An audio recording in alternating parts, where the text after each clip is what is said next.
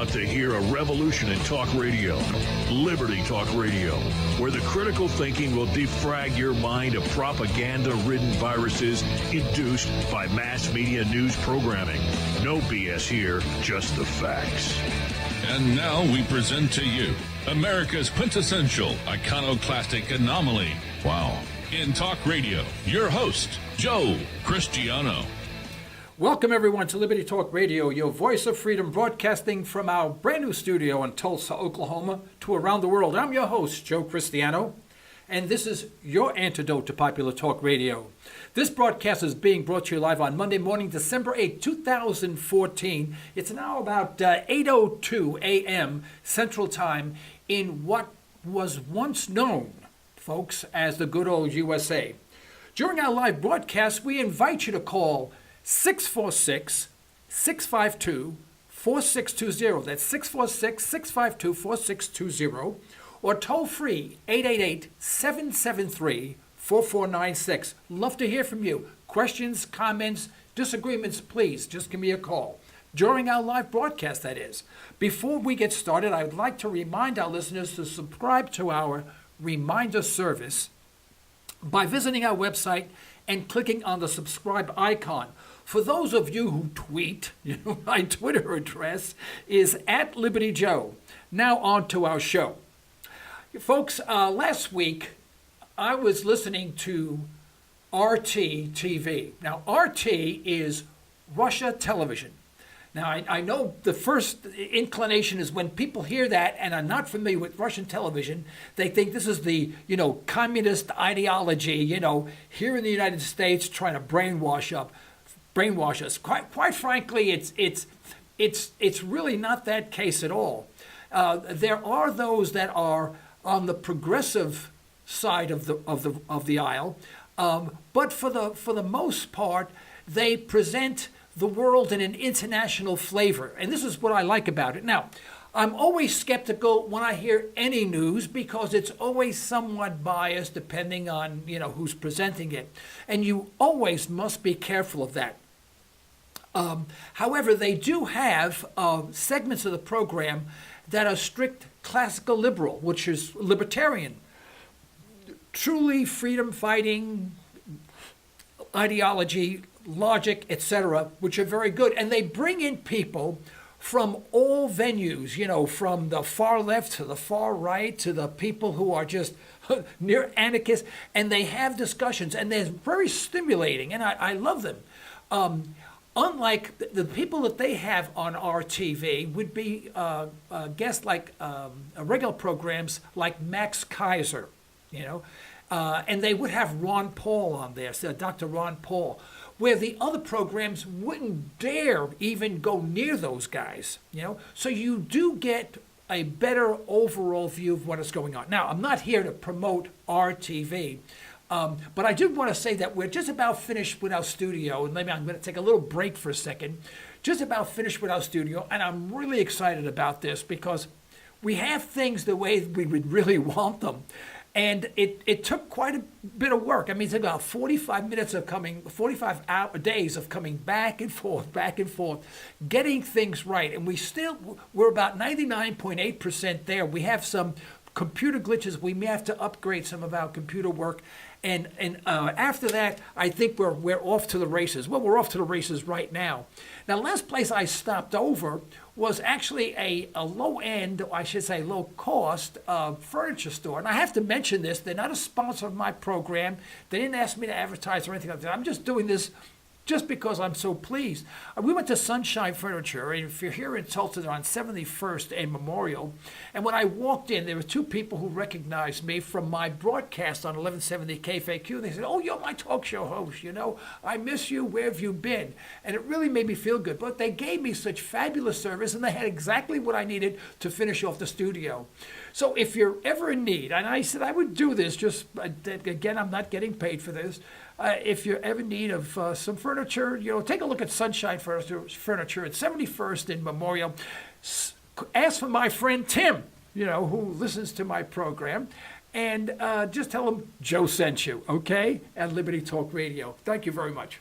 All right, now, on to our show again.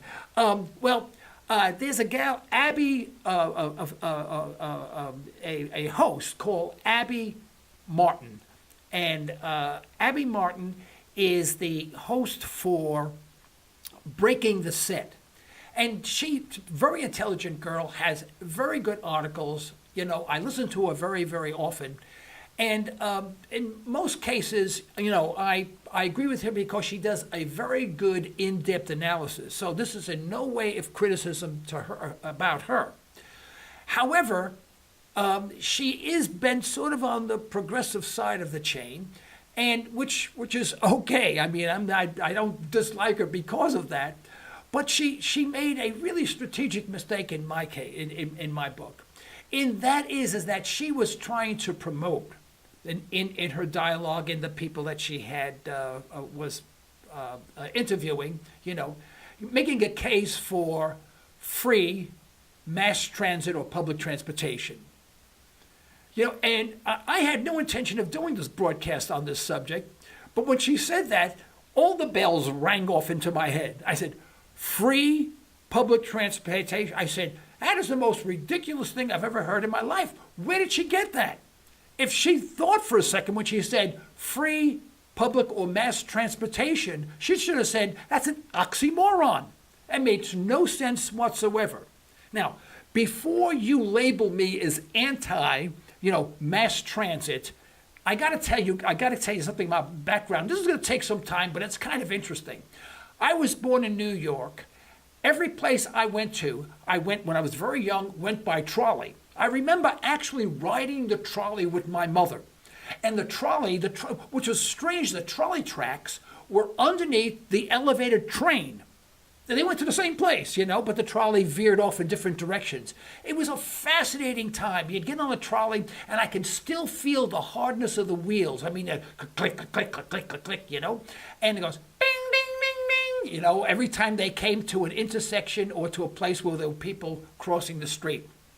And it would go in there, and I would love taking the trolley. They were sort of like a maroon and tan color, you know. In fact, a trolley that used to be on Westchester Avenue, this is in the Bronx. I never took this trolley, by the way. This was after my time, because I took the trolley when I was a little kid in Manhattan, you know, is actually in the Trolley Hall of Fame. You know, there's a trolley museum, rather, and a Hall of Fame museum. And the Westchester Avenue trolley is on there. And what's really interesting is that it took a year and a day to go from West Bronx to East Bronx. It went across the Bronx. And it took a year and a day to get across the Bronx. But they did analysis more recently, and they found out that because of the traffic congestion, it's faster taking the trolley today, if they had one, than it would be to go by car. Just a little side note. Anyway, but so I was raised taking the trolley and taking the train and taking the bus. I lived on the train. I literally lived on the train. I went to school on the train. I took the train from, when I was in Harlem, I used to walk to 3rd Avenue, to Lexington Avenue, take the Lexington Avenue line, IRT, everywhere. I had to walk 3 miles to get to a train. Now, can you imagine people walking 3 miles to take a train today? They wouldn't walk 50 feet, you know? But this is what I did, and it was just expected. You wanted to go somewhere? You walked. Then you took the train, right? And I did this on my own or with my friends. I remember one time when I lived in the Bronx, we actually took the train, the subway system, the New York subway system, from the northeast Bronx to Rockaway, to the beach in Long Island. It actually let us off there. It took us, you know, like an hour and a half, and we had to switch several trains. But it's a remarkable system. In fact, the New York City subway system is considered one of the 8 wonders of the world. It was built by free enterprise. Government wasn't involved. And there are films, black and white films, that you can get out of the library that show the building of the subway system. It is absolutely incredible. You would not believe your eyes when you see this stuff.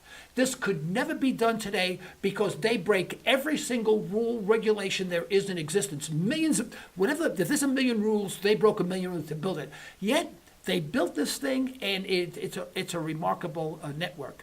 In fact, today, 40% of all commuters in the United States are from New York, taking the New York City subway. 40%, you know, and I was one of them. In fact, one time I was coming home from a party and I fell asleep on the train. And I think the last stop was what they call Parkchester. It was a major stop. And 177th Street. And I remember a guy waking me up, you know? And it was a guy that I knew, casually knew. I had met him before. He said, "Hey, are you Joe?" I said, "Yeah." So I woke up. He said, "Get off the train." He says, "It's going into the yard." That was the last stop before the train went in the yard till the next day. I would have been locked in that train, in a train yard. My mother would have gone crazy. But I was on the train all the time. When I lived in the Bronx, we used to walk a mile or 2 miles to a bus, to take a bus to Orchard Beach. I sang doo-wop. I grew up used to do that. Sometimes we walked the 5 or 6 miles to Orchard Beach, you know. But so I'm a real rapid transit, you know, what they call rapid transit, mass transit, public transportation guy. I lived there. My house was a block away from the Bureau Avenue station. I heard every clickety-clack. If you went to my apartment where I lived in the Bronx, you couldn't sleep because the trains. I had the whole thing memorized with the doors closing, slamming shut. I can hear it. I can almost hear people talking. But you became so accustomed to it, it didn't bother me, you know? So I'm a train guy. I still love trains. When my kids were growing up in Houston, we used to go to the train yards and take rides on the Switcher diesels. You know, the kids used to cry; they were so afraid. You know, but I really love trains. I love mass transit. All right. I wanted to give you that basis only because I didn't want you to think that I was anti-mass transit, anti-public transportation, anti-train, anti-bus. In fact, more recently, my wife and I decided to take. Twice. There's 2 instances. We decided, we had a day off. It was a Friday. I said, why don't we just take the bus? Now, I'll tell you, even here in Tulsa, sometimes when I would go to the office, now I have a nerve problem with my leg and I can't do any long distance walking. It's really tough. I can do long distance biking, but the walking's tough and I'm seeing a doctor for it. Hopefully they can fix me up because I'm a real walker. But I would walk 2 miles to a bus, right? Take a bus to 31st Street in Lewis, the Lewis Avenue bus, and then I would walk 2 miles to the office. That's how I would go to the office, you know, if I just had to do some work. Then I'd walk 2 miles back, take the bus all the way back. I'd walk 4 miles, bus drove about 5 miles, but I did this, and this is very, very recent, within the past year or so, you know. So I always told everyone, you know, I was a very wealthy person. In fact, I had a chauffeur. You know, I said, "Oh yeah, I have a chauffeur." They said, "You have a chauffeur?" "Hey, yeah." I said, "I don't drive. I have a chauffeur." They said, "Well, that's wonderful." I said, "Yeah." I said, "It's the bus driver." You know, I used to tease people. You know, and I really feel that way. I feel like I can sit on a bus and read a book if I want. One time, my wife and I decided just to kill a day, and we went to Sand Springs from Tulsa. Took us a couple of hours. But you know, we walked 2 miles to the bus stop, went downtown, took the switcher, whatever. And then one time we took. About 5 years ago, we decided to visit a friend of ours in San Antonio. Right? Now, here we are in Tulsa. This is San Antonio, Texas. And we decided to take Amtrak. What a mistake that was. But we had to take Amtrak, stopped running between Tulsa and Oklahoma City. Why? I can tell you why. It wasn't economically feasible. So we had to drive and park our car downtown Manhattan, downtown Tulsa, take a crowded bus, and I mean a crowded bus, we were like sardines, to Oklahoma City to take the first train that went from Oklahoma City to Fort Worth, Texas. We waited and waited, the train never arrived. Then the announcement came, the train broke down, we had to take a bus. They shoved us in this bus, and I'll tell you, we were like sardines in this bus. And we went all the way to Fort Worth, Texas. Horrible bus ride. When we got there, that train broke down. We had to take a bus from Fort Worth to Austin, Texas. Then we finally got a train. We got an Amtrak train from Austin to from Austin to San Antonio. Now coming all the way back, the trains ran, but when we got to Oklahoma City, we had to take the bus back. You know, quite frankly, it wasn't a very, very pleasant trip. And as much as I liked trains and I rode in trains, I didn't find the train ride on Amtrak all that attractive. I wish I would have said, boy, it was really worth the time, and effort of getting on that train, and sitting there and watching the scenery. I didn't care for it. In fact, it was kind of dingy. Everything was dingy. Right? Now, we sat by, we were in one car, in the dining car, and I think there was one or two other people, and one guy came over and sat down with us, because there was no one there, and we had lunch together. And of course, they served sandwiches, the food's, I guess edible, but I wouldn't go any further than that, and it was okay. I mean, we had a nice conversation, and it just seemed like we were traveling forever. Now, we could have driven down to San Antonio in a fraction of time. In fact, the bad part of the trip was when we arrived at San Antonio, we had to walk from San Antonio, from the train station to the hotel. I forgot what hotel we stayed at. One of the major hotels, Marriott or something like that. But we didn't realize the distance it was, and we had luggage, and we had to walk, I don't know, half a mile without heavy luggage, and in the dark, we weren't sure where we were going, we're in these dark streets. I said, we're going to get mugged before we get there. Well, we got there, unscathed and the whole bit, and it worked out okay, and then we had friends pick us up and whatever, and we visited our very ill friend, and who's still alive, by the way, and still kicking, thank God. Anyway, but so I am no stranger. My point is, I am absolutely no stranger to mass transit, to public transportation. I am no strangers to trolleys, to buses, or to trains, whether they be Amtrak or city trains. In fact, I love trains. I even have these Garden Railroad trains that I put out during Christmas time on my, front little lawn, that square. Just one little train goes round and round. I just love them. So, all right. So now we've established that fact. But before I get to the meat of the story, let me just stop just for a second for station identification. I don't want you to go away because what I have to say is critical to your thinking. Okay? Here we go. Hold on now.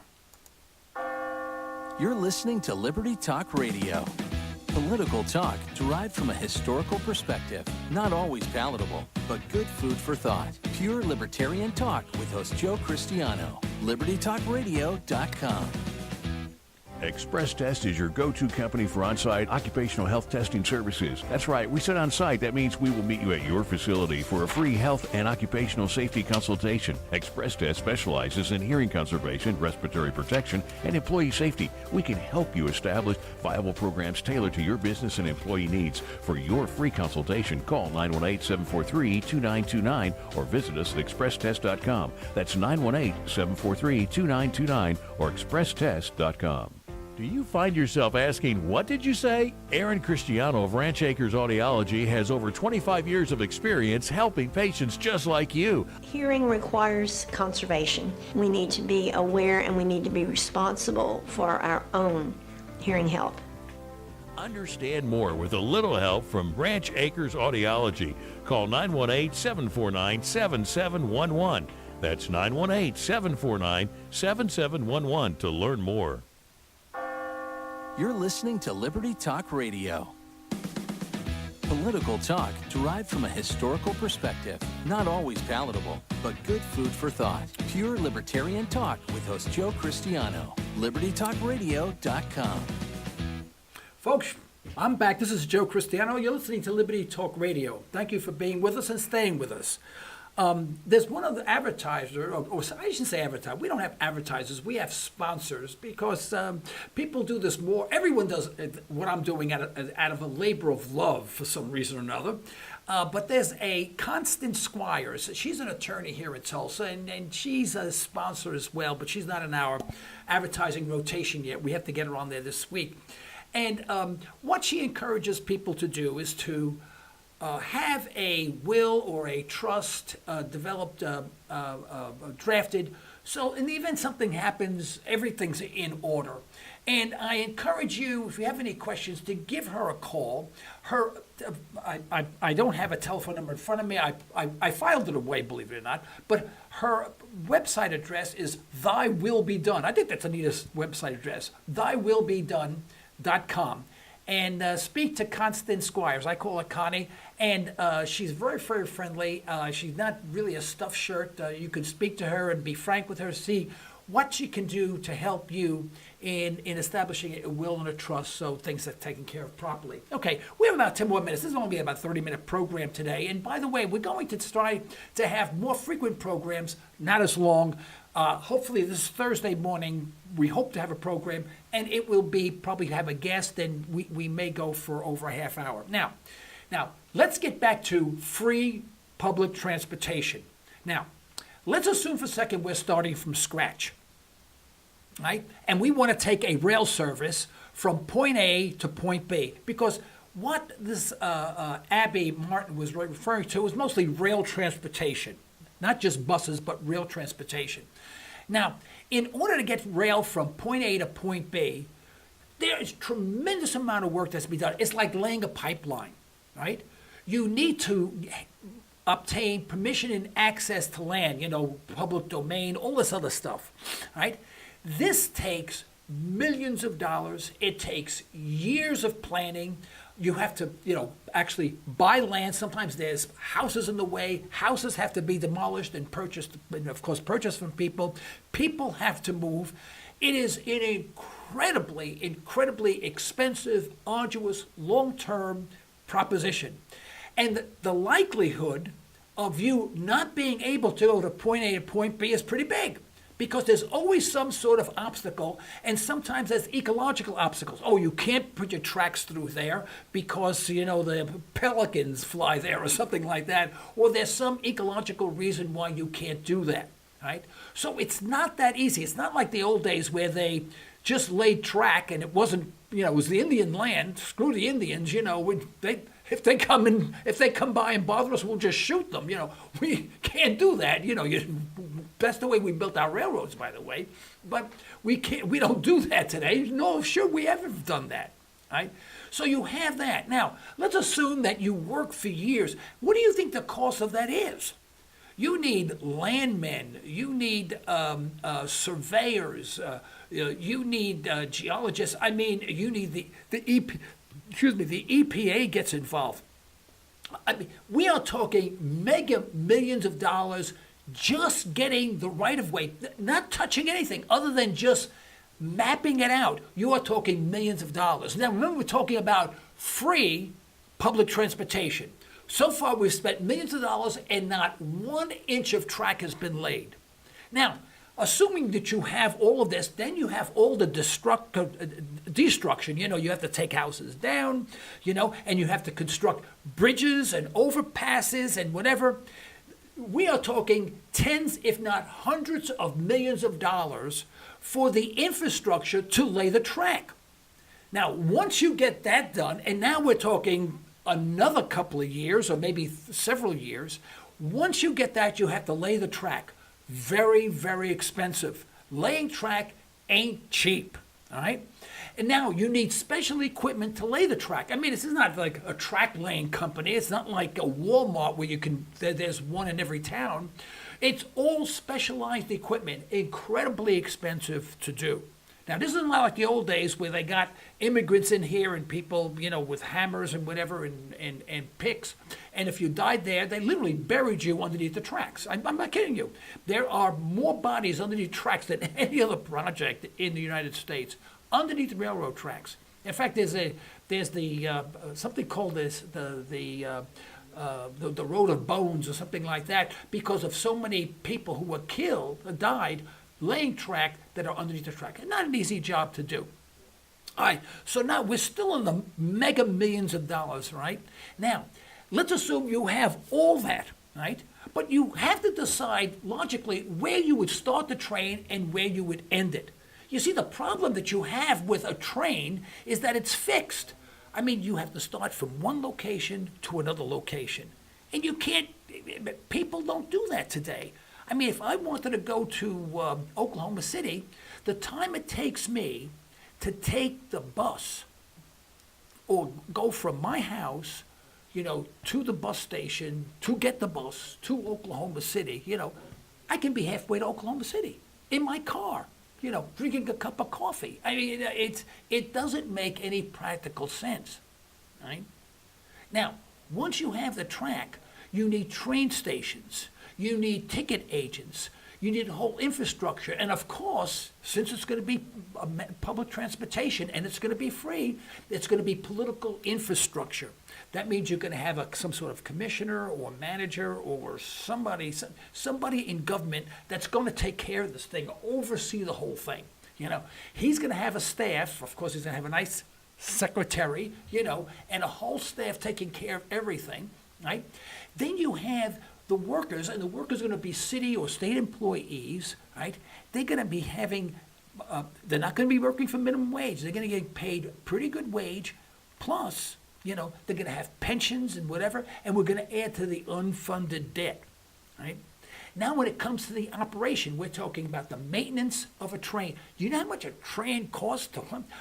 My occupational health testing company actually went inside of a factory that actually built cars, freight cars, trains.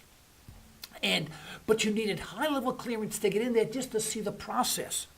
I mean, this is expensive stuff. Locomotives are incredibly expensive. The fuel is expensive. Everything is expensive. Now, per mile driven, it's less expensive than a car because it's big and it's carrying, 10 cars or whatever. But it's incredibly expensive to run. You need engineers, conductors, and whatever.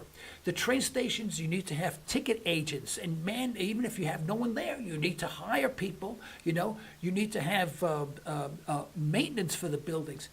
I can go on probably for another hour on the expenses. My point being is that public transportation ain't free. There's no way that public transportation is free.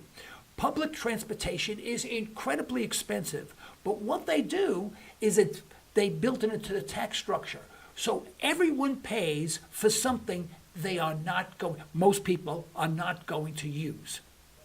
So there's no such thing as free transportation. All public transportation is incredibly expensive.